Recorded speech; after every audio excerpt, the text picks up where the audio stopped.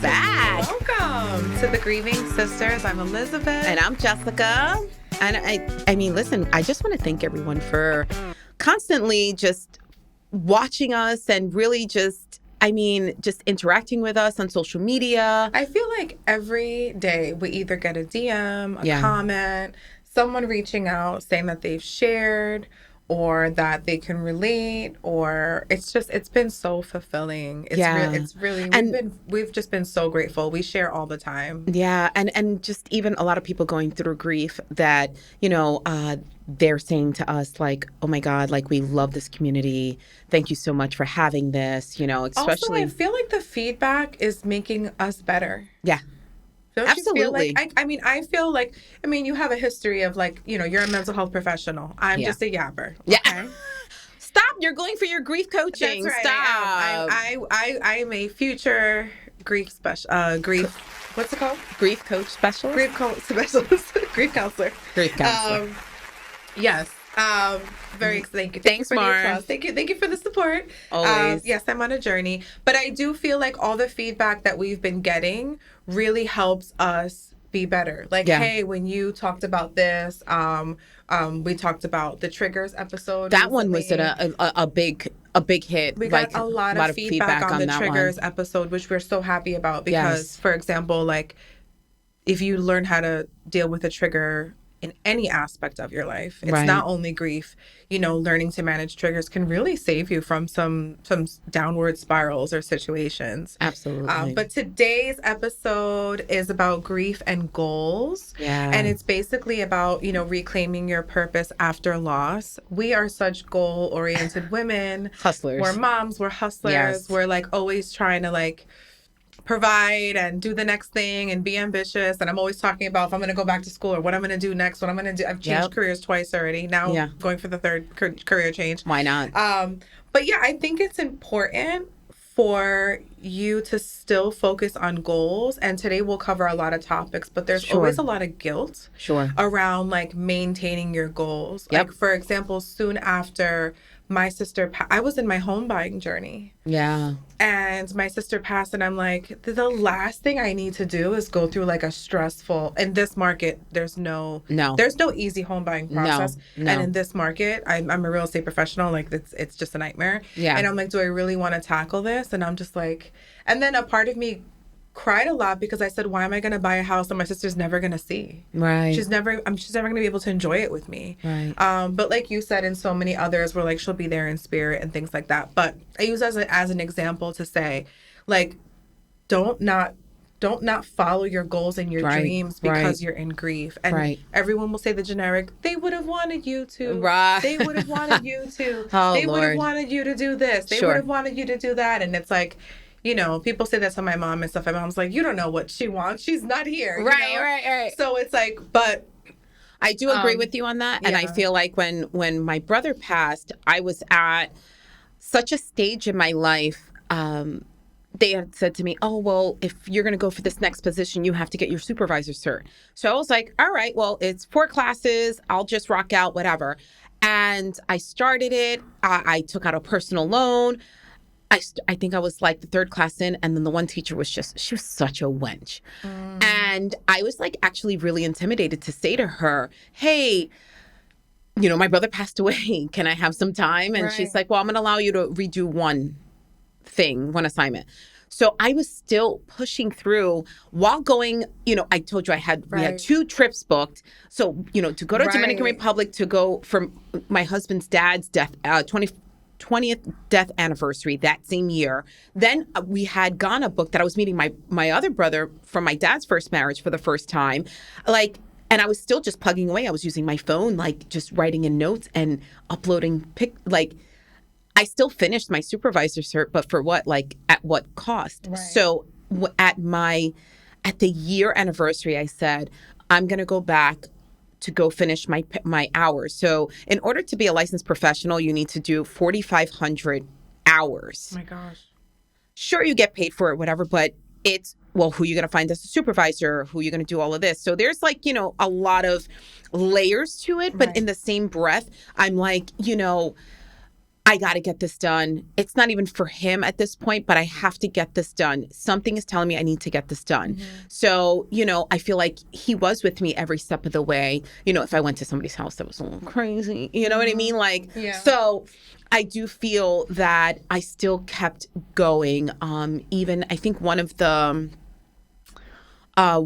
things was they talked about working out. I felt like I was in the best shape of my life, although I was like drinking a bottle of wine every night to go to sleep because I was trying to force myself to sleep so I don't have to think like why. I did Benadryl. Oh gosh, I should have did that. I would do a lot of Benadryl. Yeah, I bet. Yeah. I should have done that. So interesting. See, thank you for being honest and vulnerable about that. This is also a very real podcast. Like, we will talk about medications and what we did to grieve. I mean... Right. Like, let's stick with the goals.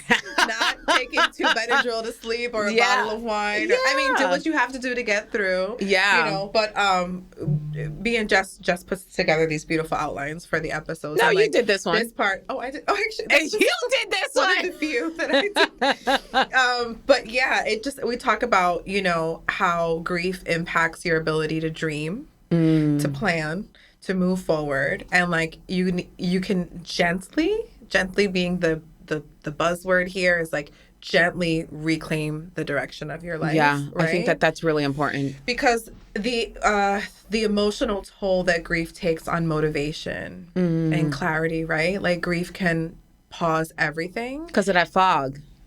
And everything that once matters now feels meaningless. And it also feels impossible, But like over time, new goals can come up. Because these are, and let's not only say, because you're grieving somebody who passed, you have to stick to the goals you had. No. You can completely get rid of any goal that you had and come up with new goals. Correct. Right? Right. Like, I never thought about being a grief counselor or caring about building this community or helping people through grief, more specifically sibling grief and things like that. No. Now this is a new goal, right? So it's like the Another goals journey. Don't have to be the same. Right. Yeah, absolutely. And your new goals are rooted in survival, self-compassion, and slow rebuilding. Right. So and I also think it's also gratitude. I feel like gratitude is huge. You're still breathing. Yeah. Like I feel, and then it's like, well, how can I give what I've experienced to others to help them get through their grieving? And, you're just giving back. You're giving back your experience. You're giving back, just little gems here, here and there to be like, hey, like, this is what helped me along the way. Maybe it might help you. I think it was our Grief in the Workplace episode. Oh, that was a good one, where too. we read... I mean, everyone was a good one. They all good. They all good. And we get cute for y'all, okay? Yes! So at least... Look at these lippies. Listen, you got 2 moms. Okay, she always got good lipstick on. I'm always trying some TikTok lashes for you guys. All right? At least, can we get a comment on the lashes on the lip? Nobody has asked her for her lip combo yet. Can we get a question about what the lip combo is? Mac. She be doing a new lip combo every episode. You know it. I have brown eyelashes on today. I love that. Dark brown eyelashes. Super like soften cute. It up a little bit. Anyway, that's my daughter on her TikTok. I love that. But yeah, what were we saying before we said? Oh no. So we were talking about the grief in the workplace. We had read an article by this like wonderful psychologist, and I've always used that term now, or that phrase where grief is an intelligence to integrate into the rest of your life. That's what you're saying, always like dropping gems and things like that. Right. It's like what you learn from an experience of grief. Yeah. That's why, like, even Stephen Colbert had recently said that he was grateful for having loss in his life. Yep. And, oh my God, we love him. Anderson Cooper. Oh. Anderson Cooper. If you haven't seen the interview of Anderson Cooper, and I know. How you doing? Do you remember when Anderson Cooper, somebody punched him on camera? And somebody put, like, you cannot punch the pretty off that man. No, you cannot. I mean, his mom made Jordache. Come on. In the middle of Gaza, and he like looks amazing. We're like, this man is too pretty. No, he really is. But he interviewed Stephen Colbert, and his mom passed. Yeah. His brother died of suicide, I believe. So he had talked about like, how could you say that you're grateful for going through a devastating loss? Right. And the way Stephen Colbert, I won't even try to do it, but it had that feeling of like, because of what he learned from going through this terrible loss. And it's like you feel, I don't know if you can agree, but you feel so much smarter after dealing with grief. Smarter about planning your life, smarter about... I still have to do my will. Sorry, guys. But what takes up your time? Right. I am so much smarter with my time as my mother. It's like, we don't do anything that we feel we have to do. Right. We don't hang out in places where we feel like we have to be. Right. It's all about protecting your peace, using your you know, like that social battery. Yeah, absolutely. Keeping an eye on it. Because grief is exhausting. 10 minutes into any conversation we don't want to have, we're done. Done. Nobody wants to hear about it. And I think that, the fact that you brought that up too, I think even for the next thing that, that we kind of talked about with, like grief and goals, it's like the fear of having joy and moving forward. Like you're not allowed to move forward. Like there's people that I know that are, dating someone new or have moved on into their next chapter of their life. Mm-hmm. And it's like, well, eventually they were going to do that. Eventually they were going to move on or have a child or have another child, right? If they lost a child, they're going to have another child. And it's like, why do they have to feel scrutinized for that? Mm-hmm. And it's unnecessary, but in order to, some people have goals, like, they want 5 kids and that's what they want, and they're going to do anything to get there. Or, you don't want to be alone. You want to be married with someone, especially when it comes to old age. It's kind of frustrating, right? But in the same breath, it goes back into social media that like that pressure that like they see people trying to move forward and like they're like not allowed. Yeah, I think about that too, right? Like I'm in my first single summer in 17 years. Oh, hot girl summer. So yes. It's like a part of me was like, should I go out? Should I I felt guilty about. What did I tell you? I said, listen, I'm in these streets, but I'm home by 8. Right.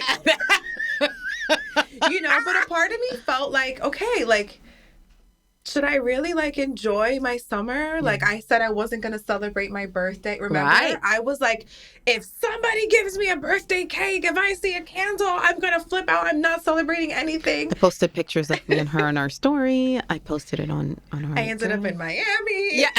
So I got over that eventually. Yeah. Eventually I got over that and I ended up in Miami. And I in my post, a week later, I was like, thank you to those who gave me the space. Yeah. And thank you for those who didn't listen and were like, it's your birthday, I don't care. And I'm with her literally every all day. The time, right? And we talk all the time. Right. And I still didn't listen to her because I was just like, nah, you gotta. Yeah, I'm grateful that you're here. My cousin took me to Miami. She was like, yeah, it doesn't work like that. You can't just not have a birthday. And I'm okay. You're not allowed. But yeah, it's like,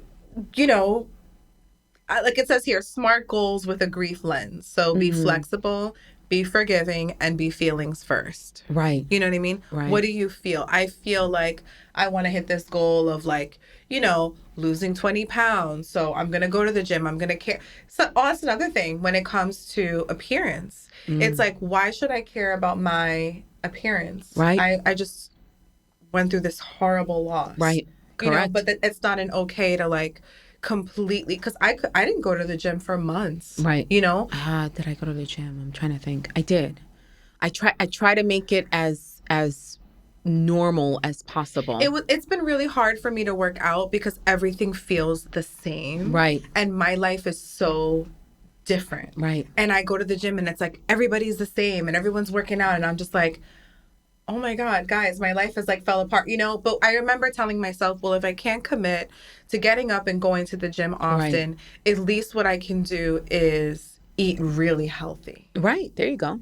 It's still a journey for your health, right? And there's a lot of people who will now make that a goal, right? Mm-hmm. Like say, they lost someone from cancer or they lost someone from diabetes and they lost someone from, whatever the case is that their health is just not good. And that's how they passed. It's like, okay, well, you know what? Now I need to do better for myself. That's a great point. If you've lost someone due to health reasons, why not use that as a goal to now be in the healthiest shape of your life. Well, and there's a lot of people like, even alcoholism, right? They're like, well, you know what? I'm not going to drink anymore. Or, there's people with the drugs, like overdose. Okay, well, you know what? I'm not going to do drugs anymore. Like smoking, lung cancer. You know what? I'm not going to smoke anymore. So it's like, those are achievable goals as well. But it's sad that it took something as death to wake you up and be like, hey, wake up call.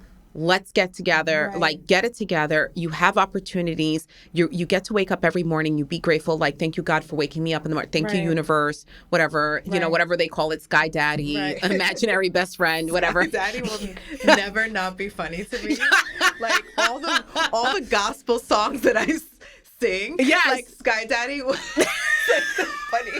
I'm waiting for somebody to like do a parody or something. God. Well, it's funny because that's what I read on like, they're like, oh yeah, you and your Sky Daddy. You know what I mean? It's like, calm down. Like we could be talking about God like within us. Like we're just grateful that we have our limbs. We're able to wake up this morning. We're able to take our breath this morning because somebody else didn't. Just to have that gratitude. But then going into like, okay, well, I'm going to go and reach this goal because this means a lot to me. It's kind of like how people start like nonprofits because of certain situations that happen, like small little nonprofits, whether it's, what do they have, the diabetes and the just all different ones. Yeah, absolutely. Yeah. And it's a good point. And it's about like how traditional goals may shift to micro goals. Right.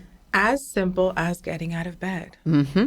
Like it's a simple and taking a shower. Goal. And taking a shower. Yeah. And I told you, me and my mom have check-ins on how often we wash our hair. Yeah. Like, has it been a couple days? Maybe you need to wash your hair. Is beautiful, it's like, by the way. It's like, oh my God. My mom is like natural. I can't wait. So she let all her grays grow in. So she's got like this beautiful natural salt and highlight, pepper hair. Like salt and pepper.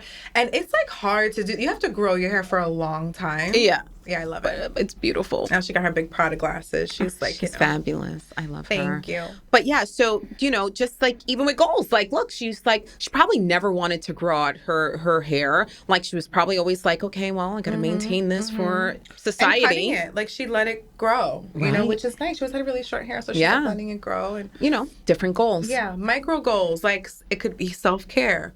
If it's not self-care, then it could be, my God, finish that book that you've been trying to finish. I have so many books that I have like 4 books that I've started, and then I got sidetracked. Like 12 books. I just cleaned my office and I have stacks of books like this with pens in them. So I had to take the pens out because I was like, I was accusing my husband of stealing the pens, but they were inside the books.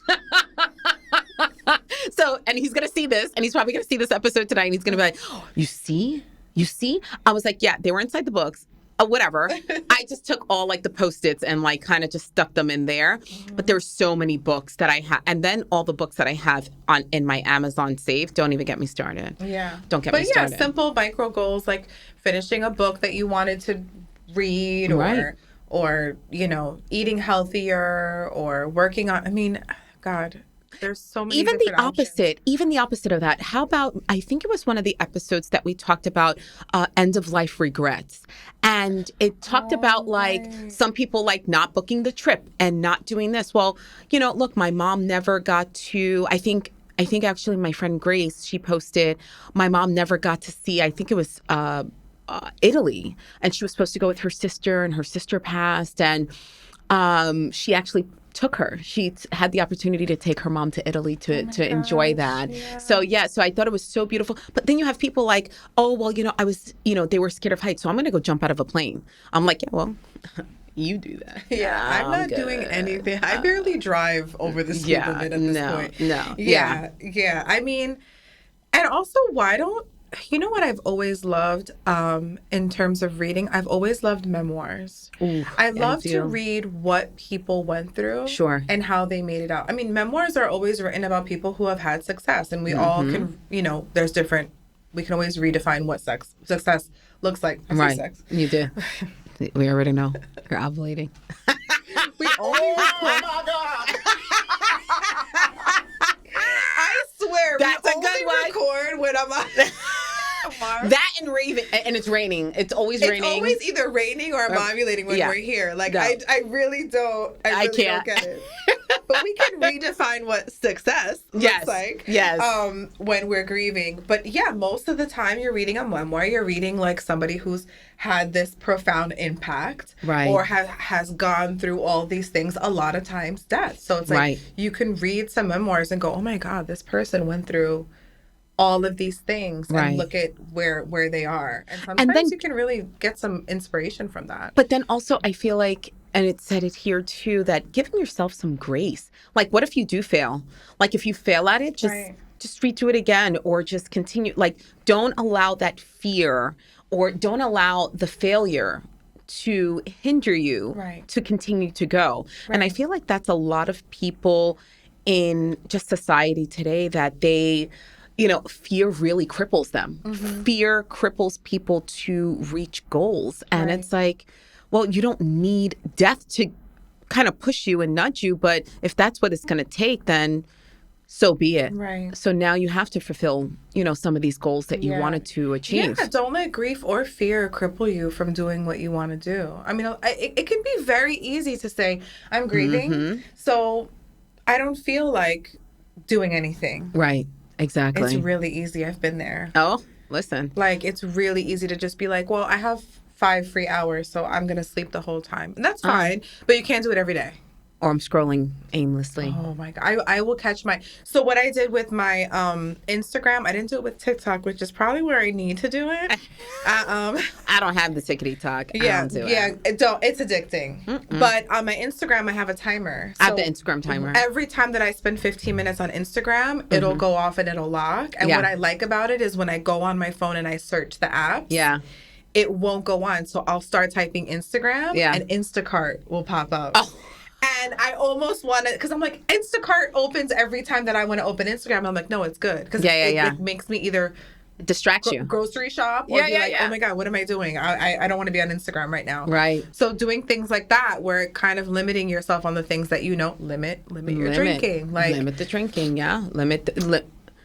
right. So, I mean, and then last but not least, I feel like just tracking the emotional and the physical energy before committing to the goal. Oh my God, energy tracking is a really good idea. Yeah. I'm going to say it again because I'm always talking about my cycle. But ladies, learn the phases, and men as well, for your partner. If you're trying to get if for example, if you're married, your wife is going through a really tough time with her grief, or things like that, there are weeks where she's going to have more energy, and there are weeks that she is going to be crippled, an absolute grieving mess. Yeah, it happens to me once a month. Once a month, I'll have this complete breakdown, crying over my sister. Right, something silly sparked it. Right. Then there's a week where you're gonna, right before. This boost of energy and testosterone that you get. I'm like, oh yeah, I can bench press 3,000 pounds. Listen, there is this boost, because men get a daily dose of testosterone every morning. Right. We get a boost of testosterone once a month. Yeah. So when we get that once a month, that's when you want to plan a run, a hike, a walk in Central Park. We think we're super women. We are, but... we are. We get it done. Listen, we get it done every day of the week, every day of the month. But there are, but there are times where you should really, energy tracking. Yeah. If I know I'm a couple days away from my cycle, listen, I'm not going to plan to do this hike. Right. Because I'm not going to feel good about it. I'm going to feel crampy. I'm probably going to cry, but... You should, when it comes to really energy tracking, and for men as well. Right. If maybe men are like, okay, today I'm doing leg day, you're going to be sore for the next 2 days. So probably don't do upper tomorrow. Yeah, right. Yeah, exactly. Planning and tracking your energy, and also vision boards. Me and my women's group, my Bible study group, I did prayer boards. Oh, nice. So you can do vision boards, but you can also do, if you're, religious, you can do prayer boards also. Sure. You'll pick 3 things that you're asking God for, a couple of things that you're going to pray for. You can do a praise report, things that you're grateful for. But it's just like a vision board, just a little twist where it's you can put scripture on there, but all of these things that can help you tracking your energy, and then making a vision board. I didn't make a vision board until I was 39. Same. And I did it through, no, I wasn't 39. I was like 36, and I did it through Trello.